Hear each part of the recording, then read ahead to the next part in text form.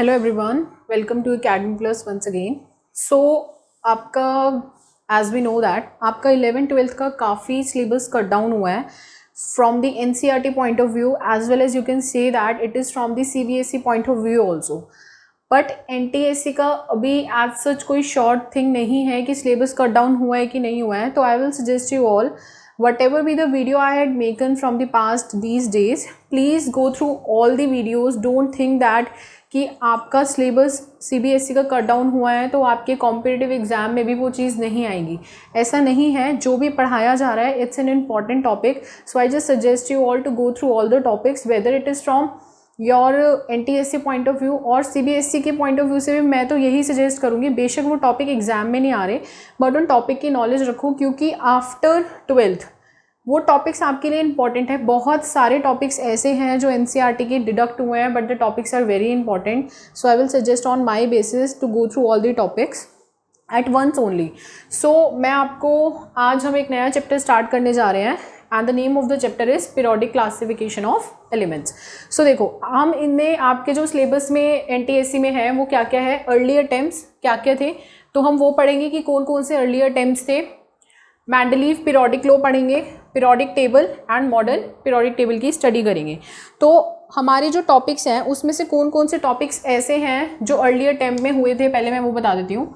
Early attempt में आपका एक था लेवॉइजर्स अटेम्प्ट था एक, ठीक है, लेवॉइजर्स ट्रेड था। एक आपका था प्राउस्ट,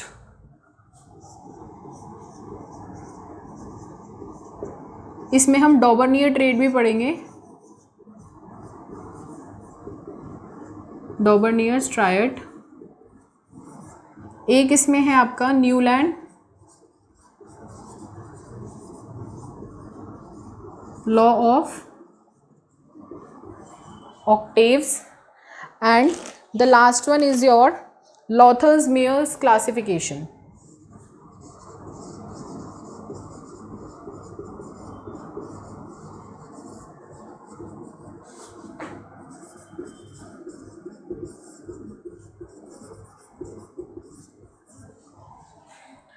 तो अर्लियर अटेम्प्ट ऑफ क्लासिफिकेशंस में हम ये सब कवर करने वाले हैं। Mendeleev law of periodic table में हम क्या कवर करेंगे, मेरिट्स, डीमेरिट्स एंड स्टेटमेंट।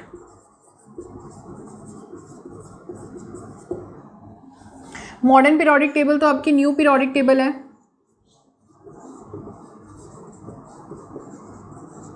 तो इसके बेसिस पे हम सारे के सारे आपके जितने भी आपके करेक्टर्स होते हैं, जैसे कि इलेक्ट्रोनेगेटिविटी हो गई, आयनाइजेशन एंथैल्पी हो गई, कोवलेंट रेडियाई क्या होता है, आयनिक रेडियाई क्या होता है, सारी की सारी प्रॉपर्टीज अब जितनी भी हैं इसी लॉ के बेसिस पे पढ़ेंगे। So these are are topics which we have to cover. So अगर हम अपने फर्स्ट अर्ली अटेम्प्ट्स के बारे में बात करें तो जो हमारा फर्स्ट अर्ली अटेम्प्ट था वो क्या था, प्राउस्ट के बारे में था। प्राउस्ट ने क्या बताया था, इन्होंने ये बताया था कि जितने भी एलिमेंट्स होते हैं ना वो हाइड्रोजन एटम के एग्रीगेशंस होते हैं। एग्रीगेशंस मतलब क्या होता है, एग्रीगेट होता है कि जितना भी आपके एलिमेंट्स इस पीरियोडिक टेबल में आए हैं उस टाइम पे, जब हम पुराने टाइम के बारे में बात करें कि जब ये एक्चुअली में डिस्कवर हुए थे तो उस टाइम में 118 एलिमेंट्स थे, जिसमें से 92 एलिमेंट्स जो थे वो कैसे थे, आपके नॉन एलिमेंट्स थे, ठीक है। और उन 92 में से आपके 118 एलिमेंट्स थे, जिसमें से 92 आपके कैसे थे, नेचुरल एलिमेंट्स थे।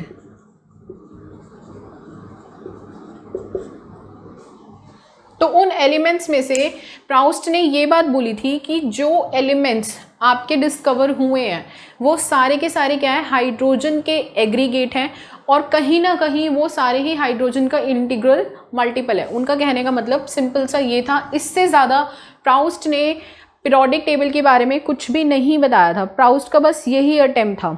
नेक्स्ट जो थे आपके लेवॉइजर। लेवॉइजर को आप जानते हैं, हम लेवॉइजर्स को क्या बोलते हैं, फादर ऑफ केमिस्ट्री। लेवॉइजर कौन है आपके, फादर ऑफ केमिस्ट्री। लेवॉइजर ने जो पीरियोडिक टेबल की क्लासिफिकेशन दी थी, he divided periodic table in the two classifications. The first one is the metal and the second one is non metal. And we all know that there is third category also which is metalloid. But according to the Lavoisier there are two categories. First is metal and second one is non metals.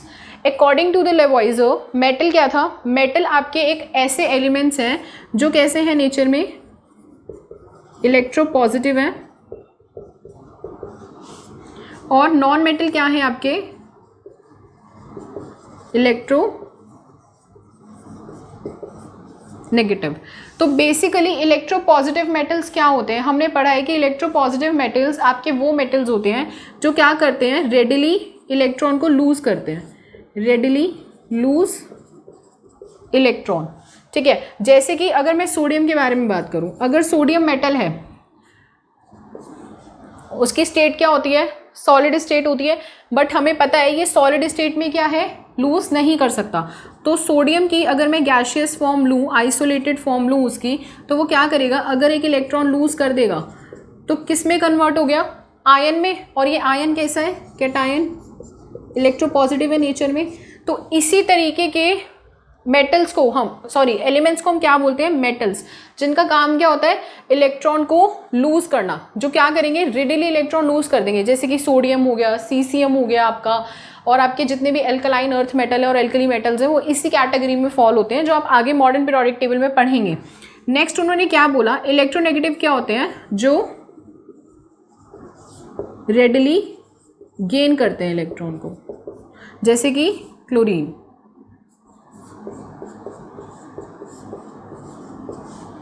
So according to the Lavoisier there are only two classifications. मैं बार बार बोल रही हूँ, ध्यान से समझना. He suggest that there are only two classification according to the periodic table, but discovery of metalloids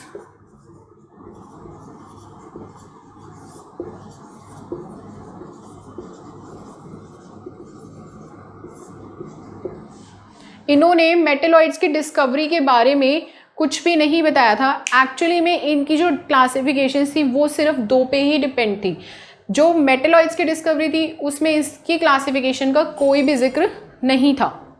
now our next classification is Dobereiner's tried.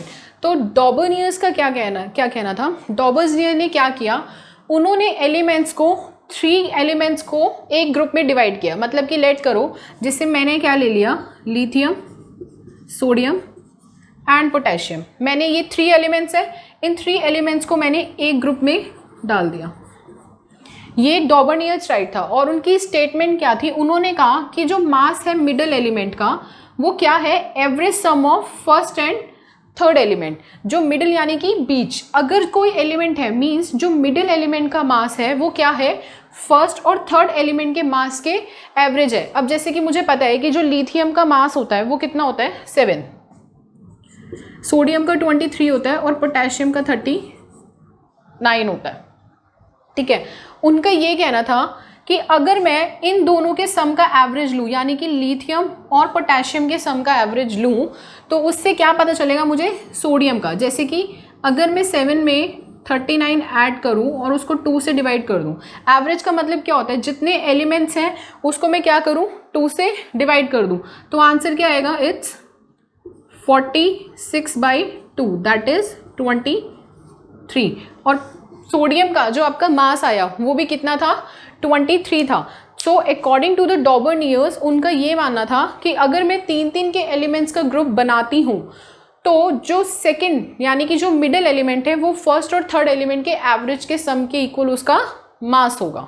Now Dobereiner's के ट्राइड के अकॉर्डिंग मैंने आपको बताया कि क्या क्या हुआ था भाई. उन्होंने एलिमेंट्स को 3 अलग कैटेगरीज में, मतलब कि 3 एलिमेंट्स का एक ब्लॉक क्रिएट किया था. तो देखो डॉबर्नियर्स में अगर मैं उनकी ट्राइड के बारे में बात करूं तो अभी मैं आपको प्रीवियसली एक ट्राइड लिखवा के चुकी हूं, और वो ट्राइड किसका था, आपका सोडियम का. मतलब कि लिथियम, सोडियम एंड पोटेशियम. हमने ना एनसीईआरटी की बुक में 2-3 ट्राइड्स ही देखे हैं, तो अक्सर हमें लगता है कि भाई डॉबर्नियर के 1-2 ट्राइड्स ही होंगे और हम बाद में जाके हमारा बैंड बच जाता है. मतलब हम पेपर में कई बार क्वेश्चन आता है कि आपको 4 ऑप्शंस दिए होते हैं जिसमें से 3 ऑप्शंस ऐसे होते हैं और एक ऑप्शन ऐसे होता है, तो आपको लगता है कि नहीं भाई बुक में ये वाला ट्रायड गिवन है तो this triad is the correct answer. But आज देखते हैं डॉबरनियर्स का एक ट्रायड मैं आपको पहले भी लिखवा चुकी हूँ, एक ट्रायड और भी था, वो क्या था आपका, lithium, sodium and potassium. It's 39, it's 23 and it's 7।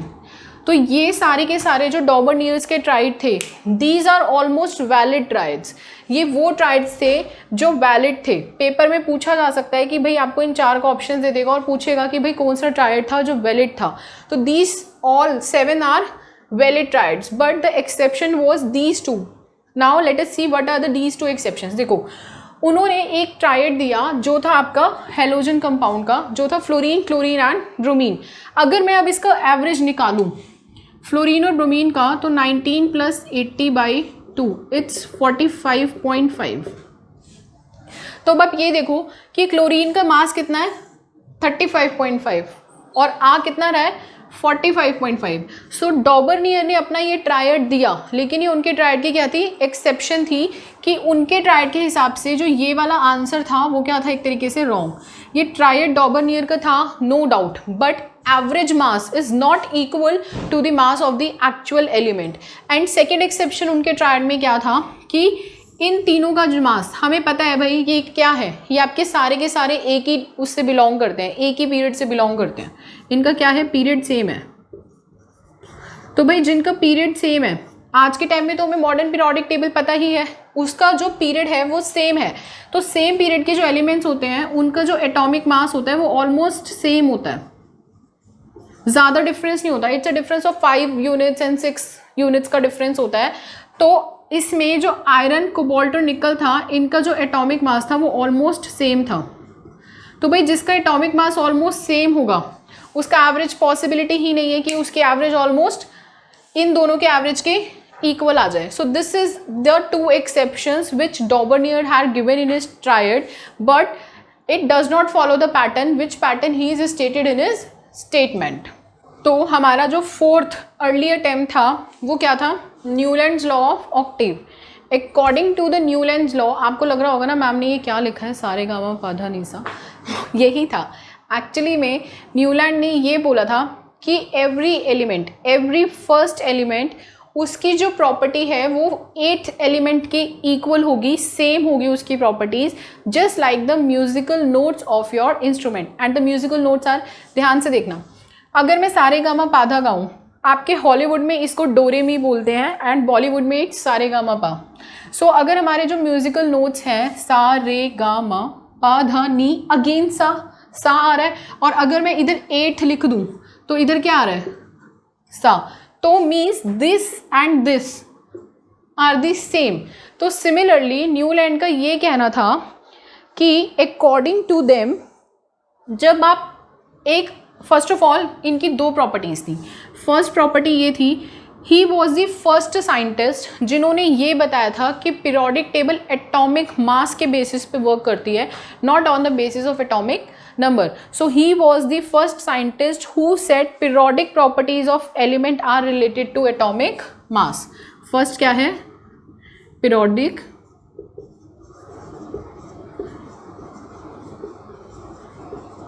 Properties of element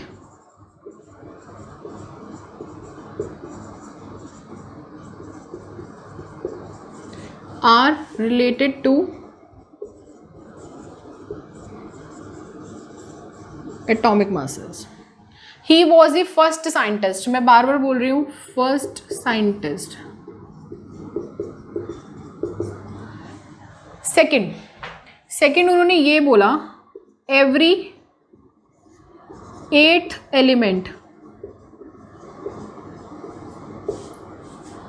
of periodic table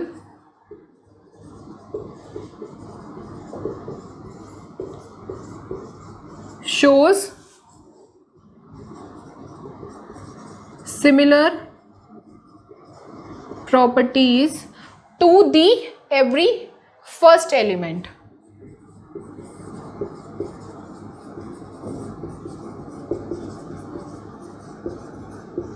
और इन्होंने इसको कंपेयर किससे किया था, म्यूजिकल नोट्स आई होप आप सबको म्यूजिक बहुत पसंद होगा.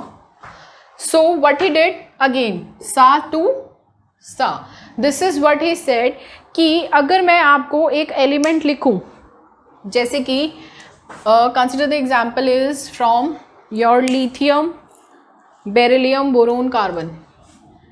Lithium, beryllium, boron, carbon, nitrogen, oxygen and fluorine, ये था. अगर मैं बोलूँ कि अब कोई नेक्स्ट अगर आ रहा है कंपाउंड, तो उसकी प्रॉपर्टी किससे सिमिलर होगी? लिथियम से. दैट मीन्स मैं इधर लिख देती हूँ, sodium, potassium, aluminium, silicon, phosphorus, sulphur and fluorine, जो कि एक्चुअली में होता भी है. वी नो दैट, क्योंकि यहाँ पे बेसिकली जो, अगर मैं आपको एक नई बारे में बताऊँ, तो हमारे जो ग्रुप्स हैं वो कहाँ तक आ रहे हैं? इनर्ट पेयर तक आ रहे हैं. जो हमारी जो हमारी मॉडर्न पीरियोडिक टेबल है उसमें जो ग्रुप्स है वो कहाँ तक है? 8th period, sorry 8th, last is 18th group, sorry 18th group तक है. एंड वो ग्रुप किसका है? आपका इनर्ट पेयर इफेक्ट का है. बेसिकली व्हाट ही डिड, ही उनके टाइम पे इनर्ट पेयर इफेक्ट की इन्वेंशन ही नहीं थी. मतलब कि उनको पता ही नहीं था इनर्ट गैसेस के बारे, इनर्ट गैसेस क्या है. सो अगर मैं यहाँ पे बोलूँ, हमारी जो मॉडर्न टेबल है वहाँ पे, यहाँ पे क्या आएगा? नियॉन. यहाँ पे क्या आने वाला है? आर्गन. तो ये वाला फैक्टर एक तरीके से डिलीटेड था. नियॉन के बाद अगेन आता क्या है? सोडियम. तो अगर आपको याद नहीं भी रहे एग्जाम में कि क्या था इनकी टेबल में, तो ऐसे याद रखना कि जो इनर्ट गैसेस की इनकी टेबल थी एक तरीके से न्यूलैंड लॉ ऑफ ऑक्टेव की, वो डिलीटेड थी. मैं सिर्फ ये लर्न करने का वे बता रही हूँ. वो एक तरीके से कैसी थी? डिलीटेड थी. एंड फ्लोरीन के बाद वी नो दैट अगर वहाँ अगर हम नियोन लिख देंगे तो अगेन सोडियम, पोटेशियम, एल्यूमिनियम से ही हमारी पीरियोडिक टेबल स्टार्ट होनी है. सो अब तक मैं अगर आपको बताऊँ सारी टेबल्स में से, न्यूलैंड वो पहले साइंटिस्ट थे जिन्होंने ये बताया कि जो हमारी पीरियोडिक एलिमेंट्स होते हैं they are the functions of their atomic masses. First one. Second, किसी हद तक उनका पीरियोडिक टेबल का जो प्रेजेंटेशन था, जो उन्होंने एलिमेंट्स को एक दूसरे की प्रॉपर्टीज़ के नीचे लगाया था, वो किसी हद तक क्या था? बिल्कुल ठीक था as compare to rest of the other elements. But हमें पता है कि जो हमारे अर्लियर अटेम्प्ट्स थे उसमें से कुछ के ड्रॉबैक्स भी थे. ऑब्वियसली हम अगर if we are good so we are bad also. A coin has two sides, one is wrong and one is right. So Newland का जैसे मैंने कहा कि हर चीज़ का मेरिट है तो डीमेरिट भी है. Coin has two faces. So उनके ड्रॉबैक्स क्या थे? फर्स्ट कि वो सिर्फ और सिर्फ कैल्शियम तक वैलिड था. मीन्स उसकी जो वैलिडिटी थी वो हायर एलिमेंट्स के लिए नहीं थी. तो इनका जो फर्स्ट ड्रॉबैक था वो क्या था? Not valid for higher elements. भाई क्योंकि कैल्शियम का तो एटॉमिक नंबर 20 है, तो हायर एलिमेंट्स के लिए वैलिड नहीं था. सेकंड, ये मैं आपको बता ही चुकी हूँ कि उस टाइम पे इनर्ट गैस जो थी डिस्कवर नहीं हुई थी, जिसकी वजह से उनकी पीरियोडिक टेबल में 1 to 7 तक के कॉलम से 8th कॉलम नहीं था. मतलब कि इनर्ट गैस डिलीटेड थी, उसका ना ही डिस्कवरी थी ना ही उसका कोई कॉलम था. And the last drawback is it works well for lighter elements. Lighter मतलब क्या होता है? Lighter in the terms of weight. मतलब कि अगर मैं हैवियर एलिमेंट्स लूँ, ब्रोमीन जैसे, आयोडीन जैसे, अगर मैं हैवियर एलिमेंट्स के बारे में बात करूँ तो उन पे इनकी जो टेबल थी वो ज़्यादा अच्छे से फिट नहीं हो पा रही थी. वो जो प्रॉपर्टीज़ थी, क्योंकि, और वो फिट क्यों नहीं हो रही थी? क्योंकि जो न्यूलैंड थे उन्होंने क्या किया था? उन्होंने मास के बेसिस पे अपनी टेबल दी थी. तो भाई मास, जैसे जैसे हैवियर एलिमेंट्स का मास आता जाएगा वैसे वैसे उनकी प्रॉपर्टीज़ में भी चेंज आता जाएगा. अब अगर मैं आपको ओवरऑल अर्ली अटेम्प्ट्स बताऊं, there is only 1 early attempt left, but starting से एक बार देखते हैं. प्रॉस्ट ने सिर्फ इतना बताया कि हाइड्रोजन क्या है? एग्रीगेटेड है. जितने भी एलिमेंट्स हैं हाइड्रोजन का एग्रीगेट है और उसका इंटीग्रल मल्टीपल है. उससे ज़्यादा वो कुछ नहीं बता पाए. लेवॉइजर ने क्या बताया कि जो क्लासिफिकेशन है पीरियोडिक टेबल की वो 2 तरीके से है, एक मेटल और एक नॉन मेटल. मेटलॉइड्स का उनकी पीरियोडिक टेबल में कोई काम नहीं था. मेटल्स के बारे में उन्होंने क्या बोला? Electro positive. मेटलॉइड्स के बारे में क्या बोला? नॉन मेटल के बारे में क्या बोला? Electro negative. मेटल्स क्या कर सकते हैं? इलेक्ट्रॉन डोनेट कर सकते हैं, और नॉन मेटल क्या कर सकते हैं? इलेक्ट्रॉन एक्सेप्ट कर सकते हैं। And third one is the डॉबर्नियर tried. डॉबर्नियर tried अच्छा ट्राइड है, इंपॉर्टेंट भी है थोड़ा। डॉबर्नियर ट्राइड ने क्या बताया था, उन्होंने ये बताया कि आपके जो एलिमेंट्स हैं उन्होंने 3 एलिमेंट्स को एक एक ग्रुप में क्लासीफाई किया और उनको नेम क्या दिया, ट्रायड। क्लासीफाई करने के बाद उन्होंने क्या कहा, the sum of the first and the third element if you take the average of these 2 elements. Average क्या होता है भाई, जितने एलिमेंट्स है उसका डिवीजन, ठीक है। तो उन्होंने क्या किया, फर्स्ट और थर्ड सम का एवरेज किया, तो उन्होंने ये बोला जो मिडिल टर्म होगी उसका वेट उनके सम के एवरेज के इक्वल होगा, जो कि किन्हीं किन्हीं में क्या था, एक्सेप्शनल केस था। और वो एक्सेप्शनल केस किसका था, हेलोजन्स का और आपके जो डी ब्लॉक के एलिमेंट्स होते हैं, यानी कि iron, cobalt and nickel, and the exception for the fluorine, chlorine and bromine. And the last one is your Newland law of octave, जिन्होंने, he was a first scientist जिन्होंने ये बताया कि एटॉमिक मासेस का पीरियोडिक फंक्शन है elements में। And the second one is musical notes की तरह सा रे गामा पा धा नी एंड अगेन इज सा।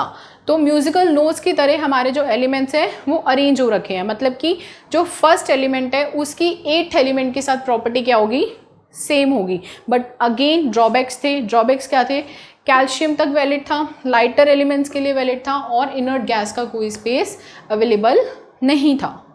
सो now our next and the most different classification of the earlier term is Lothar-Meyer classification. As you can see that I had made a graph here and उनकी classification बहुत ही ना अलग level की थी। देखते हैं कैसे।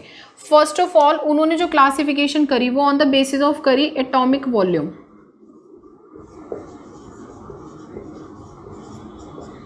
ठीक है। और उन्होंने करी कैसे, उन्होंने क्या किया, हर एटम का जो एटॉमिक मास था उसको एटम की डेंसिटी से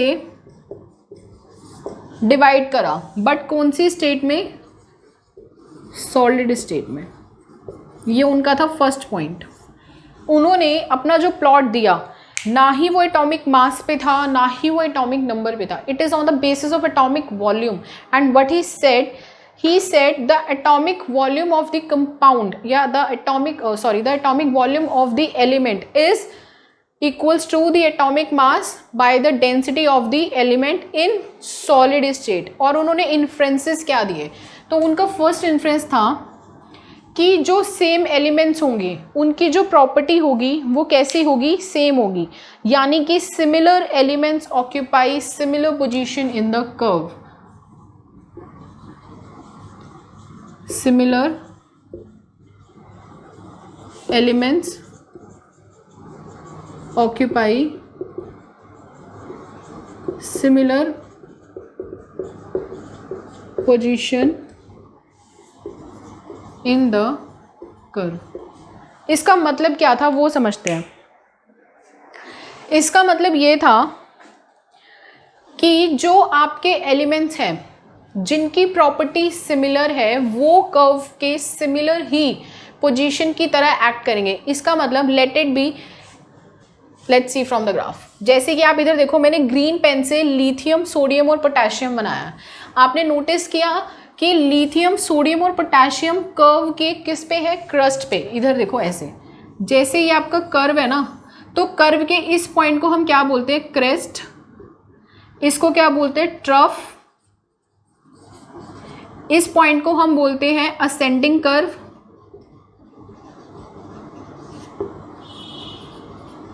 और इस पॉइंट को हम बोलते हैं डिसेंडिंग कर्व। ये इस कर्व का आपका मैंने एक प्लॉट बनाया है, और उनका कहना क्या था कि जितने भी आपके एल्कली मेटल्स हैं, यानी कि alkali metals lithium, sodium, potassium, rubidium and caesium, वो क्या कर रहे हैं, वो क्रेस्ट की पोजीशन को ले रहे हैं। वो क्या कर रहे हैं, क्रेस्ट की पोजीशन को ले रहे हैं। तो मतलब आपके जो क्रेस्ट पे थे वो क्या थे, all alkali metals.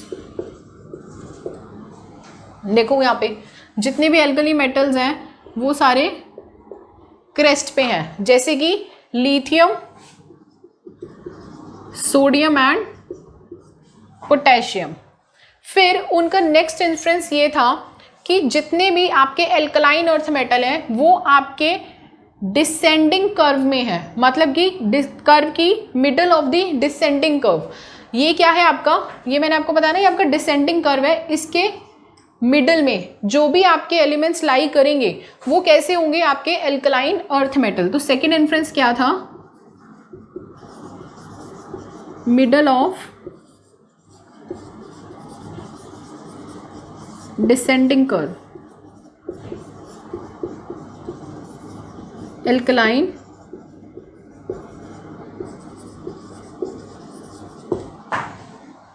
Earth metals. Similarly what he said, अब उन्होंने ये बोला कि जितने भी आपके हेलोजन्स होंगे, जिस तरीके से मिडल ऑफ डिसेंडिंग कर्व में आपके अल्कलाइन अर्थ मेटल है, उसी तरीके से मिडल ऑफ असेंडिंग कर्व, यानी कि ये वाला curve, middle of ascending curve में क्या होगा, हेलोजन्स। यानी कि अगर मैं, ये है कर्व, असेंडिंग कर्व ये है, तो उसका मिडल, तो उन्होंने क्या इन्फ्रेंस दिया,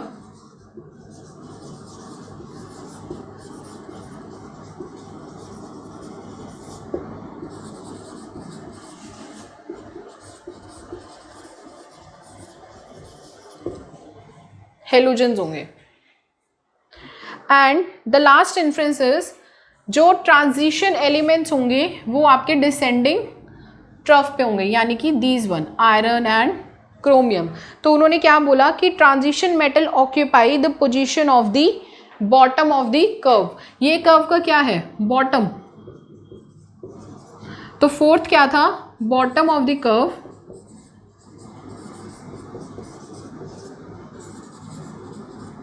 क्या ऑक्यूपाई कर रहे हैं,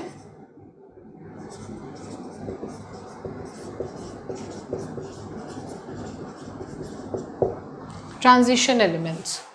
सो अगर मैं बात करूं तो एटॉमिक वॉल्यूम क्या है, एटॉमिक मास अपॉन डेंसिटी। तो इन एंड आउट में ये बोल सकती हूँ कि according to the your Lothar Meyer classification, जो एलिमेंट की क्लासिफिकेशन थी वो भी कहीं ना कहीं उसके एटॉमिक मास के बेसिस पे हुई थी, ना कि उसके एटॉमिक नंबर के, because atomic volume is the function of atomic mass.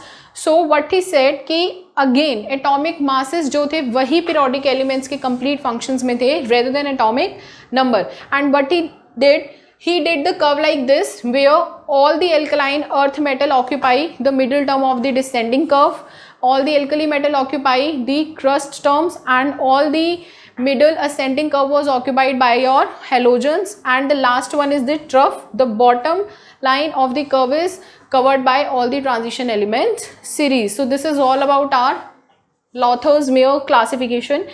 In the next lesson we will proceed towards the Mendeleev law of periodic table. I hope आपको आज का लेक्चर समझ आया होगा. Thanks for watching.